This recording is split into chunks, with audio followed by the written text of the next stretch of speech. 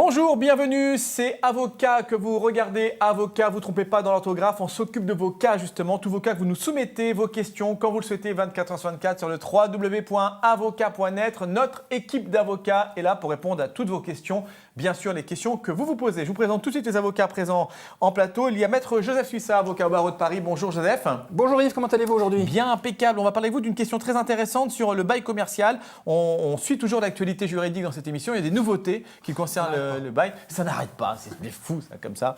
Eh bien, on va en parler des 10 nouveautés, on va dire, qui régissent un peu le bail commercial, dont on va parler avec une auditrice de Nice qui nous parlera dans un instant avec sa question. Au soleil. À côté de vous, Maître Vanessa Fitoussi, avocate au barreau de Paris. Bonjour Vanessa. Bonjour Yves. Comment ça va? Tout va bien, merci. Vanessa qui est venue en voiture parce qu'elle fait du droit routier, j'imagine. Donc, elle ne fait aucun impair, elle conduit bien, ne dépasse pas et elle ne s'est pas fait suspendre ni annuler son permis de conduire, Vanessa. Bah, disons que je me débrouille pour ne pas. Voilà. Ça arrive.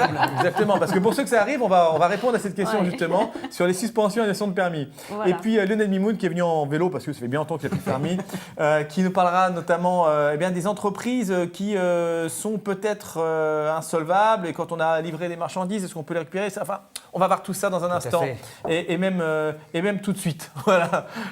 Je vais préciser la question pour vous. C'est Martine d'Ivry qui vous pose la question. Voilà. Alors, écoutez bien la question, c'est bien précis. J'ai livré des marchandises à une entreprise, mais celle-ci ne répond plus. Alors, y a-t-il un risque que j'ai perdu mes marchandises? Que dois-je faire? Bien écoutez, comme vous l'avez dit justement, elle a dû lever et livrer les marchandises. Merci. Voilà. C'était pas la petite histoire. histoire. Ça, merci. Donc semble-t-il, cette personne-là a livré des marchandises. La société, sauf erreur, fait la morte. Plus nouvelle. Alors là, il faut tout de suite s'interroger. Il faut aller sur Internet s'interroger pour savoir la situation financière de la société. On va tout de suite le savoir. Vous tapez, vous allez sur Infogreffe ou si c'est payant Infogreffe, mais vous allez peut-être sur société.com qui est gratuit, vous tapez avec le numéro RCS plus précisément de la société et vous voyez tout de suite si la société est en redressement ou liquidation judiciaire ou elle est in bonis, c'est-à-dire elle est normale. Alors semble-t-il dans ce cas-là, je pense que c'est Martine, c'est bien cela. Voilà, c'est Martine, on ne sait pas si la société est elle doit s'inquiéter, donc c'est le préalable, savoir qu'est-ce qu'il en est. Deuxième chose, si la société est sauf erreur, je pense qu'à mon avis, la société est en liquidation judiciaire, puisque ça fait quelques mois même que la société ne répond plus. Donc là, la société est donc sous l'égide d'une procédure collective. Cette procédure collective donc, est en liquidation judiciaire. Dans ces cas-là, il faut immédiatement... C'est le cas de la liquidation judiciaire, semble-t-il. Il y a de fortes chances. Je ne précise pas, mais c'est vrai que comme ça ne répond pas depuis des mois, a priori... Alors peut-être en redressement, mais c'est à peu près pas tout à fait la même chose, mais presque. Il faut qu'elle déclare sa créance immédiatement. Et pour cela, elle a un délai de 2 mois à compter de la publication au BODAC du jugement qui prononce le redressement ou la liquidation judiciaire de la société. Alors ce délai est assez strict. C'est un préalable nécessaire. Ce n'est pas perdu, bien entendu. Alors tout le monde dit elle est en liquidation judiciaire, elle a mis la clé sous la porte, c'est fini. Non, ce n'est pas fini. Un peu mal barré quand même, mais on peut peut-être récupérer comme ça. Non, mais tout à fait, c'est mal barré. Si la créance est quand même de 200, 300, 500 000 euros, on ne va pas s'asseoir là-dessus, c'est trop facile. Il y a quand même un panel de procédures, et j'en fais beaucoup, qui s'ouvrent devant nous. Qui souffrent, mais ça peut ouvrir effectivement un droit à avoir sa créance payée. Tout à fait. S'il y a un peu d'actifs quand même. Alors, exactement, comme vous l'avez dit justement, il peut y avoir des actifs de la société, des ordinateurs, des voitures et autres. Ça, ce sont des actifs qui servent à payer, le mandataire s'en sert pour payer les créanciers, les différents créanciers, et notamment madame. Alors, je reviens sur la créance. Donc, vous faites une déclaration de créance auprès du mandataire judiciaire. Cette déclaration de créance doit être faite par lettre recommandée avec acte de réception. Alors, on va vous dire oui, on peut le faire par fax, par autre, mais il est préférable de la faire par lettre recommandée avec acte de réception. On indique le montant pas exact, on estime que la créance est de temps, ce n'est pas une obligation. On justifie, on colle, j'allais dire, à la lettre recommandée avec acte de réception à cette déclaration de créance les justificatifs. la commande, les factures et Là, autres. c'est les marchandises livrées. Les preuves, tout à fait, les marchandises livrées. Enfin, les marchandises, c'est autre chose, mais surtout la créance. Et puis, donc, le mandataire a une obligation de répondre. Vous allez me dire, mais si on a passé ce délai de 2 mois. Très vite, en 10 secondes. Rapidement, Si on il y a dépasse le une délai. procédure qui s'appelle le relevé de forclusion qui nous accorde un délai supplémentaire. Voilà, c'est un peu compliqué, mais pour cela, il faut voir un avocat spécialisé. Voilà, le mieux, c'est de se renseigner. Par contre, on a quand même compris le cheminement, c'est clair. Effectivement, on déclare sa créance. D'abord, on se renseigne voir si la société existe toujours, ce qui se passe. On trouve après le liquidateur, on déclare sa créance. On a 2 mois à côté de la publication au Modac. Et puis, même si on dépasse le délai, encore ce que vous avez précisé là. Merci beaucoup. Lionel Mimoun, avocat barreau de Paris. À vos côtés, Vanessa Fitoussi, avocate en droit routier, notamment à Paris. Une question de Jean-Jean. Il s'appelle Jean-Jean, voilà, c'est comme ça qu'il s'est présenté par mail. Voici cette question. Dans quel cas peut-il y avoir suspension ou annulation de permis? Dans quel cas on peut se voir son permis suspendu ou annulé? D'accord. Alors, ce qui intéresse notre ami Jean-Jean, oui, c'est donc les cas de suspension-annulation, c'est-à-dire les périodes, les décisions qui sont prises soit par le juge, soit par le préfet. On n'est pas dans une logique d'invalidation du permis de conduire où on perd tous ses points.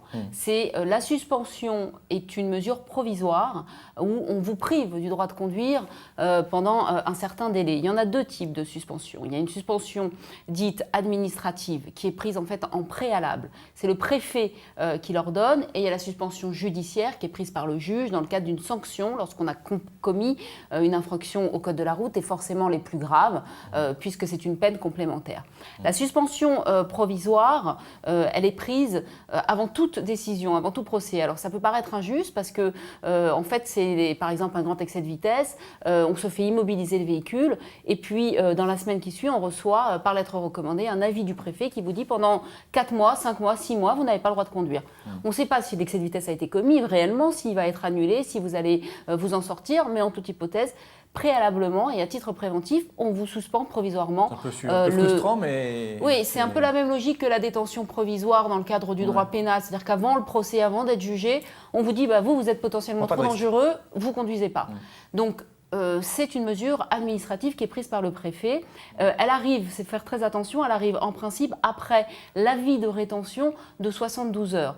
Il est obligatoire d'avoir une suspension provisoire prise par un préfet dans un délai de 72 heures. On ne peut pas vous garder sans décision de personne un permis de conduire au-delà des 72 heures. Il faut quand même avoir une décision d'une autorité, en l'occurrence le préfet. Autre cas de suspension, par contre, là, sont les suspensions judiciaires. Cette fois-ci, on prend l'hypothèse que vous êtes devant des tribunaux. Le juge doit vous sanctionner d'un excès de vitesse, d'une conduite sous l'empire de l'alcool, d'une conduite sous l'empire de stupéfiants. Il doit vous sanctionner. Il a sorti sa sanction, qui peut être par exemple une amende, d'une peine de suspension. Cette suspension, elle est également fixée pour une durée. Et là, il est essentiel, et votre avocat y veillera, à ce que cette sanction soit assortie de ce qu'on appelle l'exécution provisoire. Pourquoi? Parce qu'en réalité, si vous avez déjà fait les 6 mois de suspension provisoire du préfet et que vous êtes condamné dans un procès à 6 mois de suspension et qu'on vous dit avec exécution provisoire, et ben en réalité, en sortant du tribunal, vous avez le droit de reconduire. Vous reconduisez tout de suite. Donc, ce sont 2 types de sanctions qui se chevauchent, et il est essentiel, bien entendu, de contester, lorsque l'on peut contester, de demander, quand on a des arguments personnels à faire valoir, une réduction de la durée de la période de suspension, notamment quand on travaille avec son permis de conduire, et les tribunaux l'entendent. C'est quand même un argument qui est essentiel. D'accord. Merci beaucoup. C'est très clair en tout cas pour cette explication sur les suspensions de permis qui arrivent tous les jours. Il y en a plein et c'est vrai que voilà. Immobilisé, suspension, on n'a plus le droit de conduire. C'est ça, voilà. Donc effectivement, même de manière un peu préventive, vous perdez votre permis. Enfin, en tout cas, vous ne perdez pas, mais on vous suspend le droit de conduire. Donc ça, c'est un droit auquel on tient beaucoup.